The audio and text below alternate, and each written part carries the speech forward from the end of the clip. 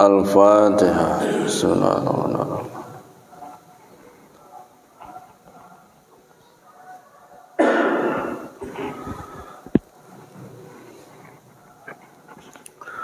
Terus kita memanjatkan rasa syukur kita kepada Allah Subhanahu wa taala karena pagi ini kita masih diberi Allah zahir dan batin. Mudah-mudahan kita semua istiqomah dalam ibadah kepada Allah Subhanahu wa taala. Salawat dan salam tercurahkan selalu kepada junjungan Habibana wa Nabiyana Muhammadin sallallahu alaihi wasallam. Bapak Ibu hadirin rahimakumullah.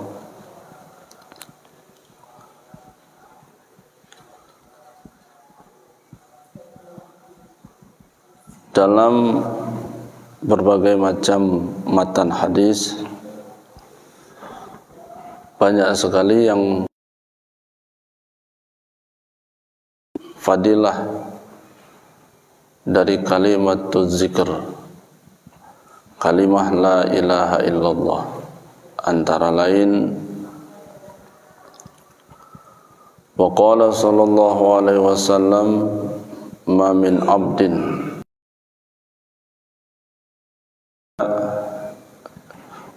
dari hambaku yaqulu la ilaha illallah Muhammadur Rasulullah, mengucapkan kalimah la ilaha illallah Muhammadur Rasulullah, illa qala Allah ta'ala, melainkan Allah Subhanahu wa ta'ala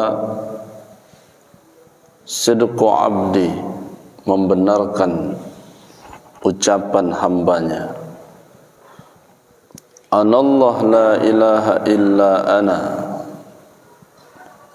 ashhadukum ya malaikati qad ghufirat lahu ma taqaddama min dhanbihi wa ma ta'akhkhar.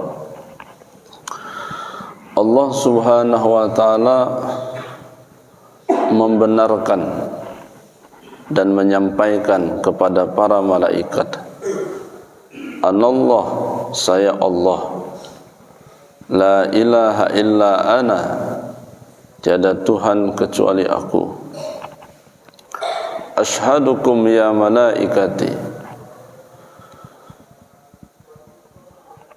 aku menyaksikan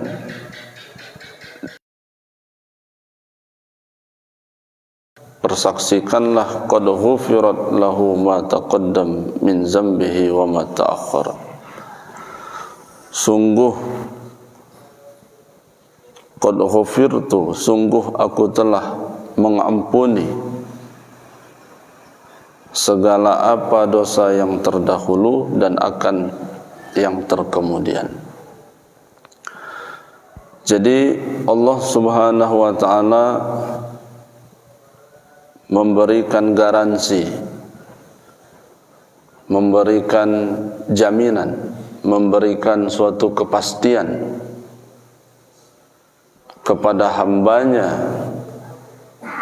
yang berkalam, yang lisannya dibasahi dengan kalam la ilaha illallah Muhammadur Rasulullah, maka Allah ampuni segala dosa, baik yang sudah lewat maupun yang akan datang.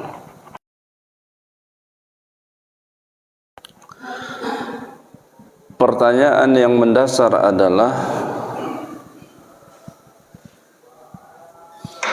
apakah la ilaha illallah Muhammadur Rasulullah tersebut hanya diucapkan sekali?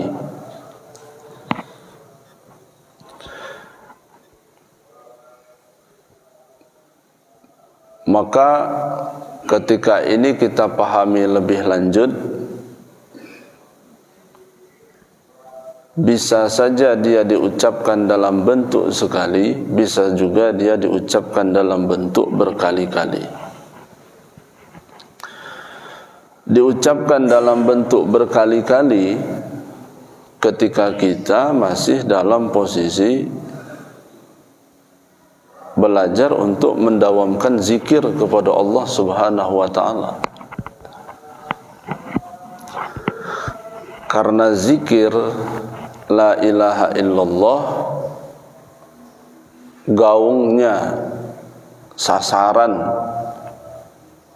adalah bagaimana betul-betul sampai kepada tauhid kepada Allah Subhanahu wa taala. Jadi la ilaha illallah itu bukan hanya sebatas ucapan, tetapi benar-benar sampai kepada i'tiqad, keyakinan dalam hati, tiada yang dituju selain hanya Allah Subhanahu wa taala. Jadi bukan hanya sebatas mengucapkan la ilaha illallah, la ilaha illallah, tetapi ada berbagai macam instrumen dari la ilaha illallah itu sendiri. Instrumen yang pertama adalah tidak ada yang dituju kecuali hanya Allah Subhanahu wa taala. Tidak ada yang dituju kecuali hanya Allah Subhanahu wa taala, bukan hanya pada saat duduk lalu berzikir lalu niat hati menuju Allah. Tidak hanya itu. Kenapa zikir itu bergerak lisan, bergerak hati, bergerak tubuh?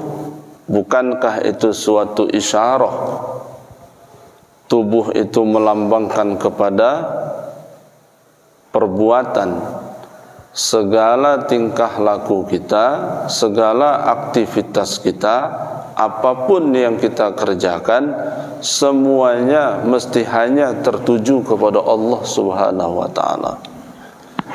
Tidak boleh tertuju kepada yang lain-lain. Jangan sampai ketika kita sedang duduk hati kita tertuju Allah, tapi begitu selesai kita bekerja, kita beraktivitas, melenceng kita dari tertuju kepada Allah, bergeser kalbu kita dari tertuju kepada Allah. Maka tidak demikian. Jadi sekali mengucap la ilaha illallah, seumur hidup la ilaha illallah. Kalau bahasa lainnya itu, sekali haji seumur hidup haji. Kalau istilah Abuya, sekali haji seumur hidup haji. Kalau haji bisa begitu, kenapa dengan la ilaha illallah tidak bisa begitu? Sekali la ilaha illallah, seumur hidup la ilaha illallah. Yang memang la ilaha illallah itu mesti dikaji lebih jauh kembali. Maka la ilaha illallah itu bermakomkan kepada 4 martabat. La itu tubuh, ilaha itu hati, illah itu nyawa, Allah itu rahasia. La itu tubuh, tertuju kepada sifat nafsiyah. Ilaha itu tertuju kepada sifat salbiyah. Illah itu tertuju kepada sifat ma'ani. Allah itu tertuju kepada sifat ma'nawiyah. La itu tubuh. Mana yang disebut tubuh? Jangan beranggapan tubuh itu adalah dari pucuk ubun-ubun di kepala sampai ujung kaki. Tubuh itu tubuh pada diri. Tapi mana yang disebut dengan tubuh? Tubuh yang dimaksudkan dari la ini. Meja ini tubuh, karpet ini tubuh, tiang ini tubuh. Pokoknya dengerin aja dulu lah. Kalau mau ngomong ngaco lah. Tanah itu tubuh. Artinya apa? Kalau kita masuk kepada la itu bermakna nafsiyah. Nafsiyah itu memiliki sifat. Sifatnya satu, yaitu sifat wujud. Wujud itu artinya ada. Ada itu artinya kelihatan. Tidak usah dulu sampai kepada kelihatan dalam pandangan mata batin. Apa yang terlihat oleh mata zahir itu tubuh, gitu. Saya ulangi sekali lagi. Apa yang terlihat oleh mata zahir itu tubuh. Adapun kalau seandainya guru kita menyampaikan bahwa tubuh ini adalah ini, karena dari sekian luasnya alam ini, miniaturnya adalah tubuh zahir. Tetapi jangan disangka yang dimaksudkan tubuh ini adalah jasad ini saja. Apa yang terlihat oleh mata kita itu tubuh. Pohon itu tubuh, langit itu tubuh, laut itu tubuh, tanah itu tubuh, batu itu tubuh, kerikil itu tubuh, matahari itu tubuh. Apapun yang terlihat oleh mata zahir itu tubuh. Ketika tubuh itu terlihat oleh mata zahir, maka makomkan ia pada lafaz la. La artinya tidak, menidakkan itu semua. Yang tadinya terlihat matahari, bulan, ditidakkan bahwa itu tidak ada kuasa bulan, tidak ada kuasa matahari, tidak ada kuasa tanah, tidak ada. Sebab yang berkuasa itu illallah, hanya Allah subhanahu wa ta'ala.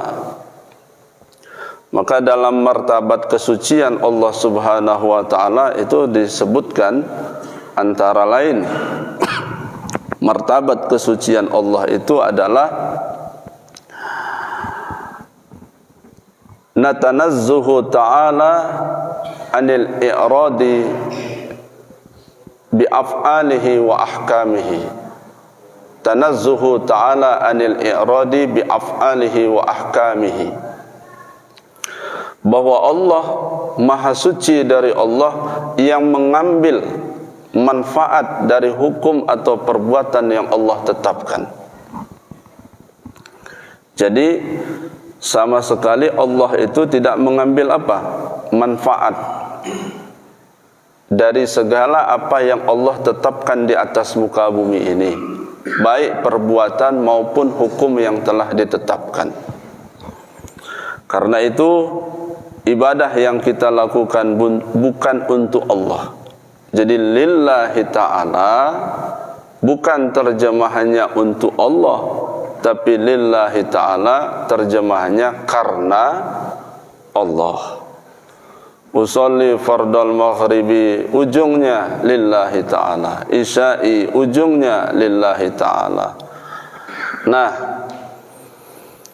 salat 5 waktu itu bergerak sehari semalam. Berawal dari maghrib ke isya lillahi ta'ala, dari isya sampai ke subuh lillahi ta'ala, dari subuh ke zuhur lillahi ta'ala, dari zuhur ke asar itu lillahi ta'ala. Berarti ini memberikan isyarah segala aktivitas kita itu enggak boleh keluar dari lillahi ta'ala itu. Enggak boleh keluar dari lillahi ta'ala. Makanya ada anekdot ulama sufi. Boleh enggak maling Pak Kiai? Boleh maling.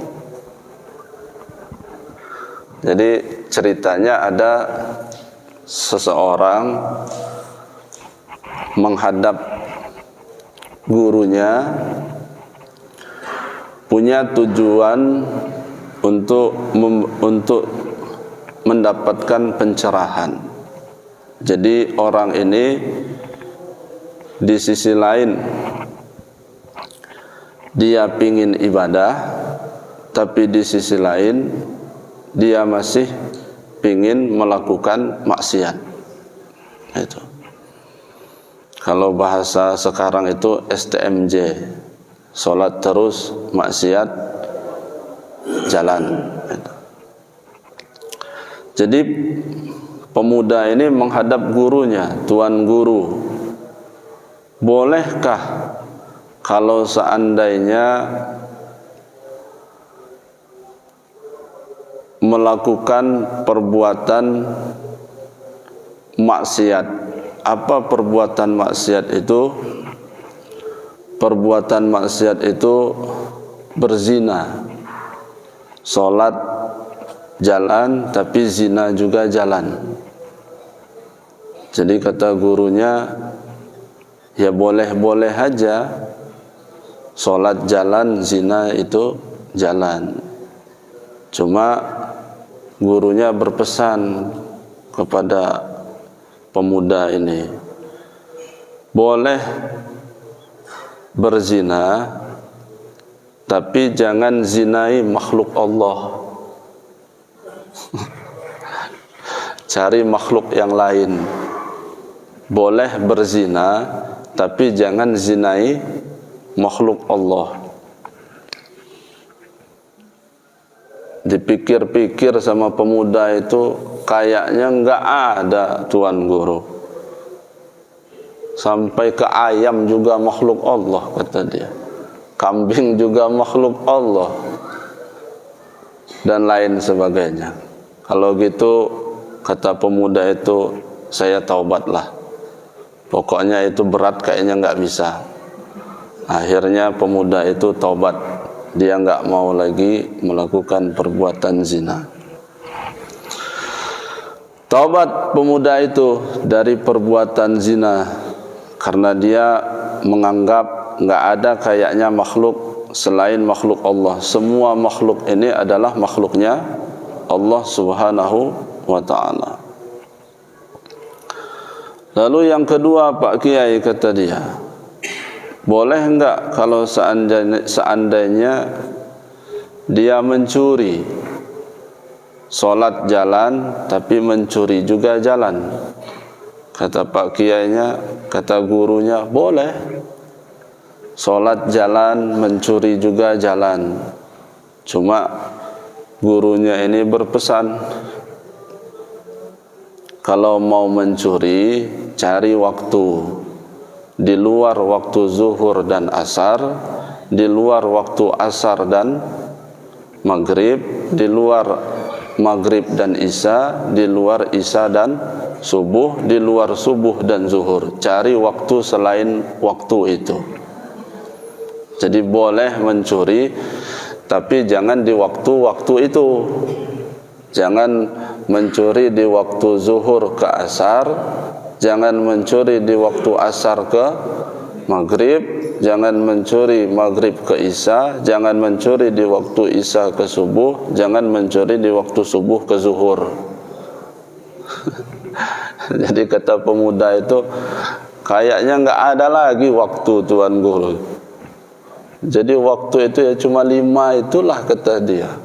Nah, kalau kamu mau mencuri, carilah waktu selain dari 5 waktu itu. Akhirnya dia pun bertobat kepada Allah. Dari itu dia tidak mau lagi mencuri. Yang ketiga, Pak Guru, barangkali masih boleh. Boleh enggak seandainya dia mabuk-mabukan, minum khamar, sholat jalan, khamar juga jalan? Boleh, kata gurunya. Silahkan sholat jalan, khamar jalan. Cuma pesan saya, kata gurunya, cari tempat di bawah, cari tempat selain kolong langitnya Allah. Ya, di ujung juga kolong langitnya Allah, di timur kolong langitnya Allah, di barat kolong langitnya Allah. Akhirnya tidak ada lagi tempat, karena semua tempat ini miliknya Allah Subhanahu wa ta'ala. Jadi apa pelajarannya? Pelajarannya adalah, ya memang kita nggak ada celah sebetulnya. Bukan sebetulnya, tidak ada celah untuk tidak ingat kepada Allah ketika semua kabel-kabel yang ada di tubuh ini aktif semua gitu. Nah, yang jadi masalah ini kan kabel di kepala jalan, tapi kabel di tangan putus. Kabel di tangan jalan, tapi kabel di kaki putus. Ada yang berjalan semuanya, tapi bohlamnya nggak ada. Motor umpama, kabelnya aktif semua, sudah peremajaan, diganti semua kabel. Begitu dihidupkan, lampu utama nggak hidup. Selidik punya selidik, ternyata bohlamnya nggak ada. jadi kabelnya itu semuanya terpasang sudah bagus, bukan lagi yang nomor satu, pokoknya yang utama, yang bagus lah. Tapi begitu dia dihidupkan, kok lampu utamanya nggak nyala, selidik punya selidik, bohlamnya nggak ada. Nah, tubuh kita ini ibarat jangan-jangan seperti itu, tubuh zohir kita ini. Apakah aktif tubuh zohir kita? Aktif. Mana buktinya aktif? Mata bisa melihat, telinga bisa mendengar, mulut bisa bicara, hidung bisa menghirup, lidah bisa merasa, tangan bergerak, kaki bisa melangkah. Kalau seandainya disodorkan kopi atau teh, belum juga diminum. Kenapa? Panas. Kok lama betul minumnya? Bukannya nggak mau minum, panas masalahnya. Berarti tubuh zohirnya aktif. Tapi kenapa kok nggak mau ibadah? Ibadah malas, zikir malas, puasa malas. Datang Ramadan lemes. Aduh, Ramadan lagi datang. Umpama mau taraweh lemas, qiyamul lail lemas. Kenapa? Selidik punya selidik, bohlamnya nggak ada, nggak bercahaya dalamnya itu. Kenapa di dalamnya tidak bercahaya? Putus bohlamnya, mati kata orang tasawuf itu. Itu yang perlu disambungkan lagi. Kan kalau kita beli bohlam lalu kita pasangkan, kemudian setelah beberapa bulan dia mati, lalu kita cabut itu bohlam, kita lihat itu bahwa bentuk bohlam itu enggak berubah, dalamnya juga dia enggak berubah. Yang berubah itu cuma satu, yang tali ngegantung ini jatuh aja sebetulnya itu. Akhirnya itulah yang menjadi sebab kenapa dia enggak hidup. Nah, sebetulnya jangan dibuang kalau bisa. Entah gimana caranya menyambungkan itu sebetulnya itu, entah pakai lidi, entah pakai apa. Tapi kan kita nggak bisa, nggak mungkin mau pakai lidi, mau digoyang-goyangkan gini juga nggak nyambung-nyambung dia. Karena kita nggak bisa, akhirnya kita buang, kita lempar, beli yang baru gitu. Nah, urusan kolbu itu nggak begitu. Seolah kolbu kita itu begitulah. Ketika kita mengalami kemalasan yang luar biasa, ada yang jatuh tali itu, yang bisa mengangkatnya, yang bisa mengambilnya, yang bisa menghubungkannya kembali adalah sahibut talqin, adalah mursyid kamil mukammil. Itulah pentingnya kenapa mesti harus ditalqin, dihubungkan kembali supaya hidup. Jangan nunggu talqin waktu di dalam kuburan. Ini enggak sibuk pesan sama keluarga, jangan lupa kalau saya meninggal nanti udah masuk liang lahat. Kenapa Pak? Talqinin, kata dia. Akhirnya sibuklah talqin. Waktu dia berada sudah di liang lahat, dikubur, ditalqin. Salah satu kalimat talqin itu apa? Salah satu kalimatnya adalah bocorannya, kalau seandainya nanti engkau ditanya siapa Tuhanmu, jawablah Allah. Apa kitabmu? Jawablah Al-Quran. Apa agamamu? Jawablah Islam. Cuma masalahnya, yang jadi masalah, lagian ngajarin sama yang hidup aja susah. Apalagi ketika tubuh zohir ini sudah berada di liang lahat. Kira-kira entah didengar sama dia apa enggak. La yazalu qadama abdin yaumal qiyamah hatta yus'ala an arba'.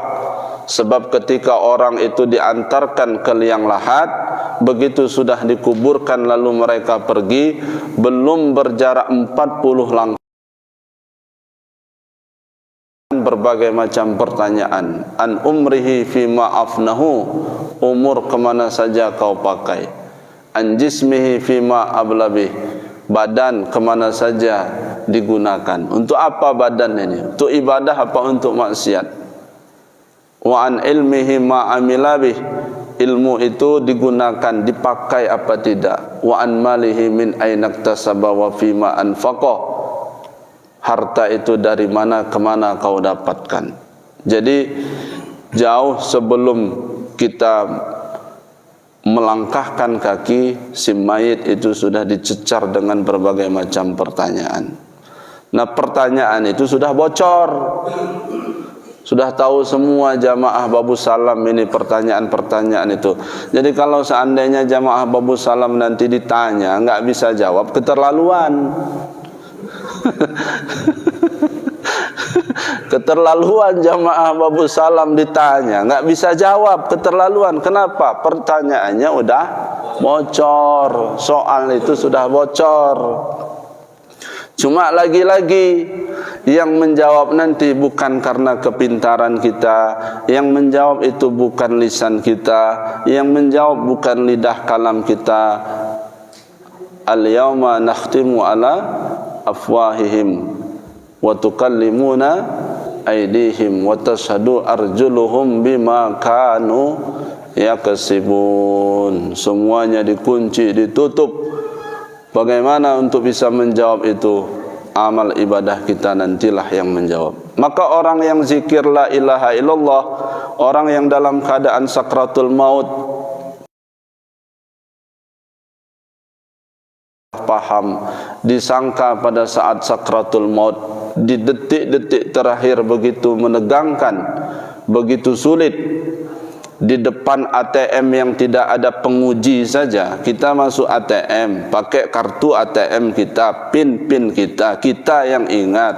Yang nguji nggak ada di ATM itu. Apa ada orang yang nguji? Atau dia nanya, Bapak mau ngapain? ATM ada berapa? Pin berapa? Nggak ada yang nanya-nanya begitu di dalam ATM. Masuk kita ke ruang ATM, lupa kita. Pengujinya nggak ada, pengawasnya nggak ada, tapi bisa lupa kita. Itu kan keterlaluan sebetulnya itu. Nah, nanti pada sakratul maut nanti itu ada pengawasnya, ada pengujinya, diuji lagi. Iblis nggak berhenti pada saat dia hidup, iblis nggak berhenti pada saat dia usia berlanjut. Di detik-detik terakhir, begitu orang mau meninggal dunia, disitulah sebenarnya iblis lebih brutal lagi itu, lebih ganas lagi. Kalau bahasa Jermannya bukan iblis, Habendes. Habendes. Jadi kalau melihat polisi itu bukan manggil polisi, polisi. Polisi. Nabi mong awas, polisi. Itu kalau bahasa Koreanya begitu. Nah, jadi di detik-detik terakhir, cobalah lihat orang main sepak bola itu ya. Orang main sepak bola sudah 90 menit belum ada satupun bola yang masuk ke gawang. Capeknya sudah luar biasa, lemahnya sudah luar biasa. Begitu injury time, hanya sisa 2 menit ditambah waktu 2 menit. Anehnya selama 2 menit itulah makin gencar dia, makin semangat lagi. Larinya juga beda sama yang 90 menit itu. Kalau 90 menit nyantai gitu, tapi begitu 2 menit di sisa-sisa terakhir, padahal sudah lemes gitu ya, sudah nggak berdaya, tapi disitulah permainan yang menunjukkan keluar biasaan itu. Semuanya tegang yang nontonnya. Nah, jadi pada saat kita sakratul maut nanti, di detik-detik terakhir, walaupun setan iblis itu sudah susah ngegoda anak manusia selama 70 tahun, susah dia ngegodanya, tapi begitu detik-detik terakhir, tinggal injury time lagi, 2 menit lagi ini mau meninggal dunia, disitulah iblis itu semakin gencar itu. ilmu-ilmu kebatinannya turun semua itu. Ilmu iblis itu. Maka kita perlu dibimbing, maka perlu ada yang menemani kita, yang membimbing kita. Siapa dia? Ya siapa saja. Enggak mesti harus ustadz, enggak mesti harus kiai. Sangat boleh jadi yang menghantarkan, yang menyambungkan kalam la ilaha illallah, dia kawan yang selama subuh berjamaah dengan kita. Mungkin dia yang selama ini sering ngaji dengan kita.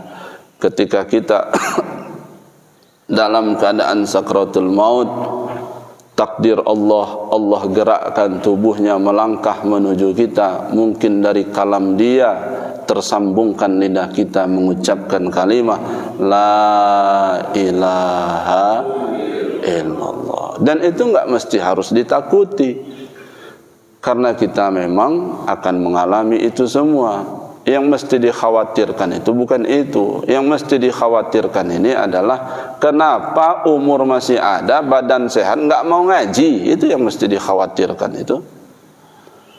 Nah, jadi Bapak Ibu yang dimuliakan Allah Subhanahu wa taala, balik lagi kepada perkara tadi. La ilaha illallah. La itu menunjukkan kepada tubuh. Kalau selama ini kita menyangka tubuh ini adalah hanya ini saja, ini adalah simpul dari tubuh yang ada di luar itu. Saya ulangi sekali lagi. Kalau guru kita mengajarkan tubuh itu adalah ini, maka ini menunjukkan kepada simpul seluruh tubuh yang ada di luar ini. Kalau kita ingin pergi dari Sabang ke Merauke, ingin tahu kita gimana bentuknya, enggak usah lama-lama kita jalan dari Sabang ke Merauke. Pergilah ke Taman Mini Indonesia Indah. Di situ ada miniatur Indonesia. Oh, ini Aceh, ini Padang, ini Medan. Pergilah kita. Kenapa? Disitulah miniatur Indonesia. Begitu luas hamparan dunia ini.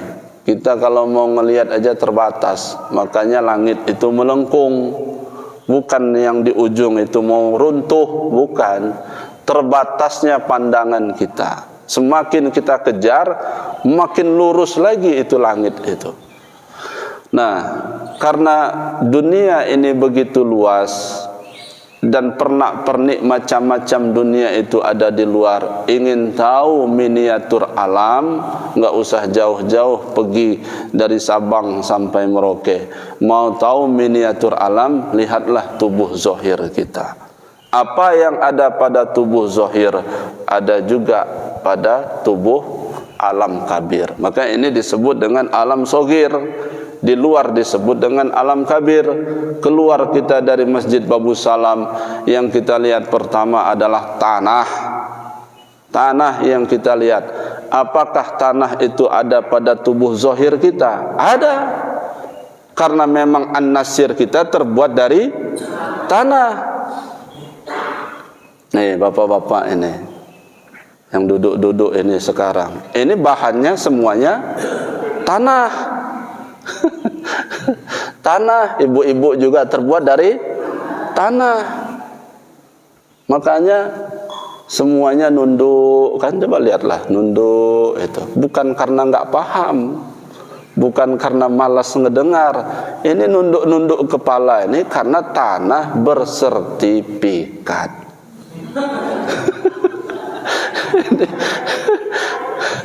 Ini tanah bersertifikat ini, makanya palanya semuanya nunduk rata-rata kalau ngaji, badannya punggungnya nyender. Kenapa? Karena tanah bersertifikat, menunjukkan orang baik. Pas ngaji pala nunduk berarti dia orang baik. Kalau ngaji nyender berarti dia orang baik. Kalau nggak baik, kalau orang nggak baik, teh kawan teh dia. Dihabisin teh dia di depan, pura-pura aja ngambil yang sebelah kanan, berarti nggak baik. Jadi kalau ngaji waktu pala nunduk, kemudian punggung nyender, itu orang baik. Nah lalu tiba-tiba kita selesai dari pengajian ini, ada yang mencak-mencak, ada yang marah-marah, ada yang enggak suka, ngomongnya macam-macam, dasar bapak begok, tolol, goblok, macam-macam lah, anjing, babi, monyet gitu. Berarti dia bukan tanah bersertifikat, berarti dia tanah sengketa. Jadi kalau ada tetangga bawah marah-marah aja, dikit-dikit marah, enggak ada salah marah, enggak ada sebab marah. Suami tiba-tiba marah, istri tiba-tiba marah. Selesai pulang pengajian ini, pulang kita, tiba-tiba istri marah. Dasar ngaji-ngaji terus, pikirin nenek, gimana masak sekarang, sayur enggak ada. Ngomong dalam hati, ini rupanya yang disebut tanah sengketa.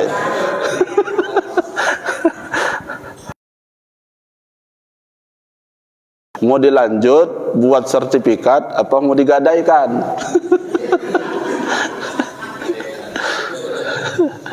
Bapak Ibu yang dimuliakan Allah Subhanahu wa taala.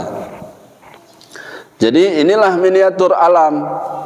Pergi kita keluar dari Masjid Babu Salam, yang kita lihat pertama pohon itu pohon seri. Banyak pohon seri di Babu Salam ini. Ada daunnya, ada rantingnya, ada kayunya, ada akarnya. Begitulah tubuh kita ini. Isyarah juga bahwa dalam tubuh kita juga ada pepohonan, ada tumbuh-tumbuhan. Mana tumbuh-tumbuhan di luar ini? Rambut. Di atas disebut rambut, turun dari atas ke bawah dekat mata disebut alis, turun lagi dari alis ke bawah disebut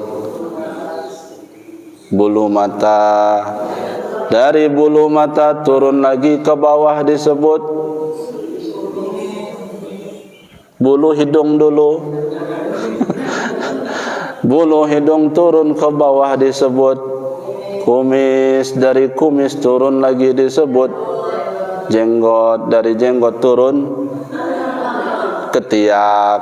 Ketiak ada lagi di bawah, pohon-pohonan di situ.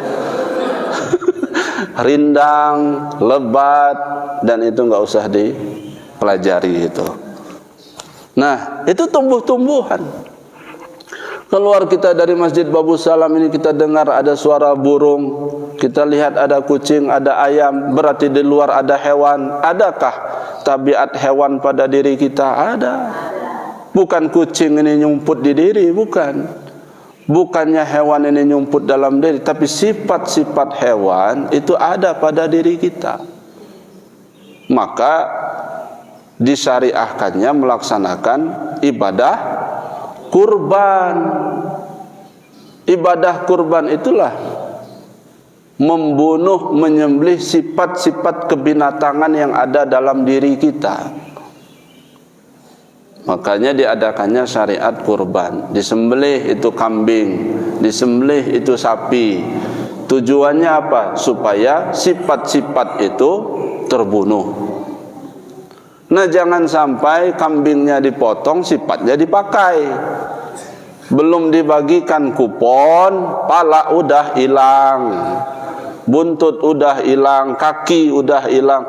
Jadi mendam itu, ya, mendem itu bukan minyak aja sebetulnya. Dari dulu memang sudah banyak yang dipendam-pendam itu. Nah, itu dihilangkan, dibuang dengan kalimat zikir la ilaha. La menunjukkan tubuh, ilaha menunjukkan hati. Ada berapa sifat dia? Ada 5 sifat. Makom apa dia? Makom salbiyah, kidam, baqa, mukhalafatuhu ta'ala lil hawadis, qiyamuhu ta'ala binafsihi, wahdaniyat. 5 sifat itu mesti dipahami. Paham itu ada pada kolbu. Kolbu melahirkan keyakinan, berarti dia berwujudkan kepada hati. Maka nafsiyah itu tubuh, la itu tubuh, ilaha itu hati. Illa itu bermakamkan kepada sifat ma'ani.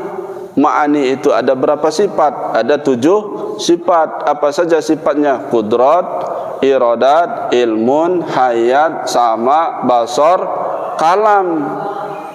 Ma'ani menunjukkan kepada sifat. Itulah sifat yang ada pada Allah, yang Allah titipkan kepada kita. Qudrah artinya kuasa. Adakah sifat kuasa itu pada diri kita? Ada, buktinya teh habis. Kuasa kita ngangkat gelas, kuasa kita ngangkat buku, kuasa kita memindahkan batu dan lain sebagainya. Berarti qudrah Allah itu Allah titipkan kepada kita. Titip, bahasa lain dari titip itu apa? Khalifah. Iradah, kehendak. Allah punya kehendak. Apakah kita punya kehendak? Ada. Kita juga punya kehendak. Setelah ngaji ini mau ngapain kita? Selesai dari pengajian mau kemana kita? Kita ada kehendak. Berarti kita juga punya iradah. Allah punya iradah, kita pula punya iradah. Berarti sifat ma'ani ini menghidupkan, memberikan sifat, sifat ma'ani ini memiliki sifat. Karena itu berjalannya sifat ini mesti dengan nyawa. Maka ilah itu nyawa. Allah itu martabat makomnya adalah maknawiyah. Maknawiyah itu berapa sifat? 7 sifat. Qadirun, alimun, hayyun, sami'un, basirun, mutakallimun. Ada 7 sifat. Itu semua menunjukkan kepada apa? Rahasia. Rahasia menunjukkan kepada lafzul jalalah. Artinya apa? Yang menghidupkan sifat itu adalah Allah subhanahu wa ta'ala.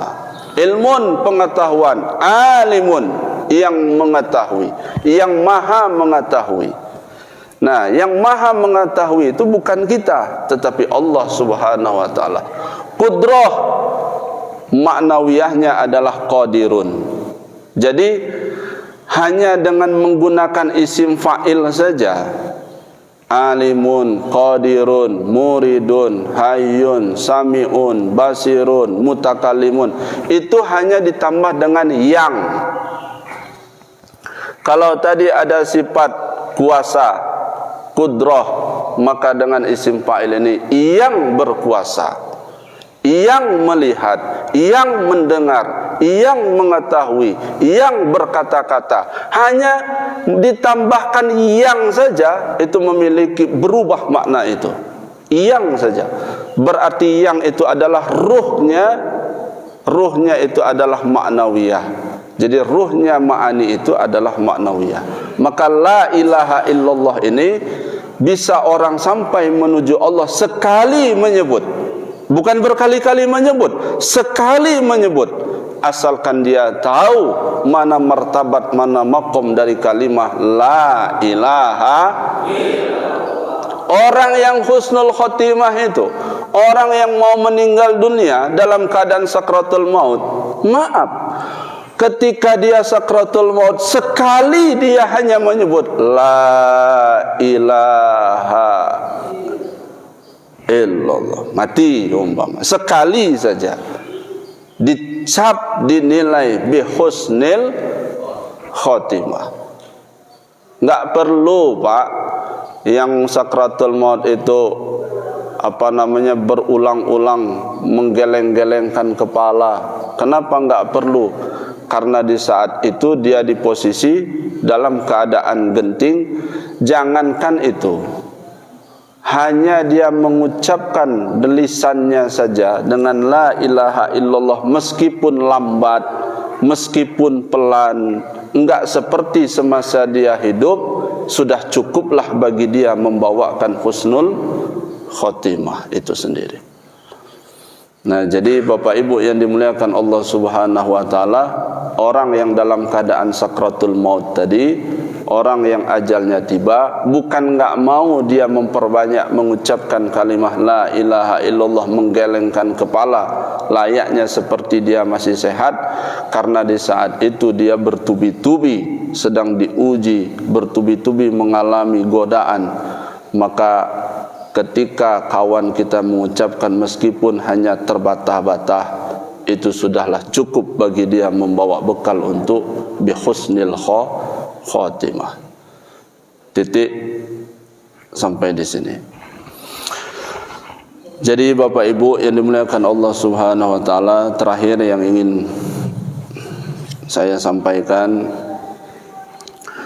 di awal bulan Sya'ban ini mudah-mudahan kita semua disampaikan oleh Allah untuk sampai kepada bulan suci Ramadan di bulan yang akan datang. Sehingga di bulan suci Ramadan ini jangan ada suatu anggapan atau pemahaman menjadikan dia sebagai bulan latihan. Saya pikir tidak lagi begitulah. Selama ini kan yang berkembang itu begitu. Ramadan itu dijadikan bulan latihan. Kalau dia Ramadan itu dijadikan bulan latihan, maka hasilnya juga hasil latihan. Kok enggak ini? Enggak Idul Fitri, enggak sholat, kenapa enggak Jumat? Ya, namanya juga latihan. Nah, sekarang enggak begitu.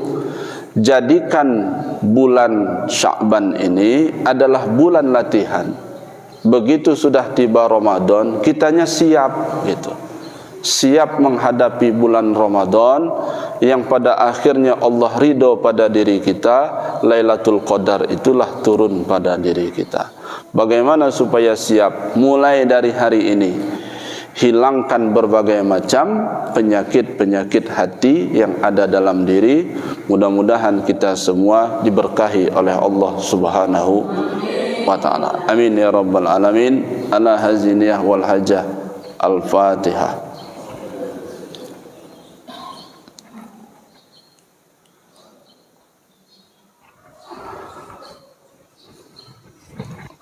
Allahumma salli ala sayyidina wa habibina wa syafi'ina maulana Muhammad wa sallim wa radiyallahu tabaraka wa ta'ala an kulli sahabati rasulillahi ajma'in.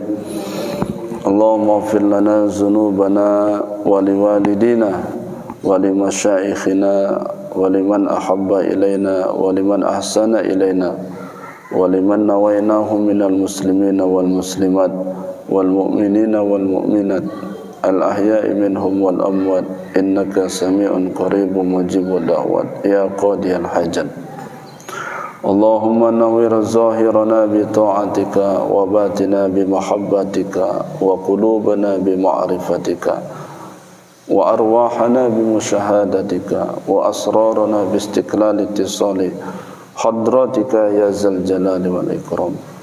Rabbana ظلمنا أنفسنا ظلما كبيرا كثيرا ولا يغفر الذنوبنا إلا أنت فاغفر لنا يا الله ما قدمنا وما أخرنا وما أسررنا وما أشرفنا وما أنت أعلم به منا أنت المقدم وأنت المؤخر لا إله إلا أنت يا مقلب القلوب ثبت قلوبنا على دينك وعلى طاعتك. Rabbana atina fid dunya hasanah wa fil akhirati hasanah wa qina adzabannar wa sallallahu ala sayyidina Muhammadin nabiyil ummi wa ala alihi wa sahbihi wa sallam walhamdulillahi rabbil alamin. Terima kasih. Assalamualaikum.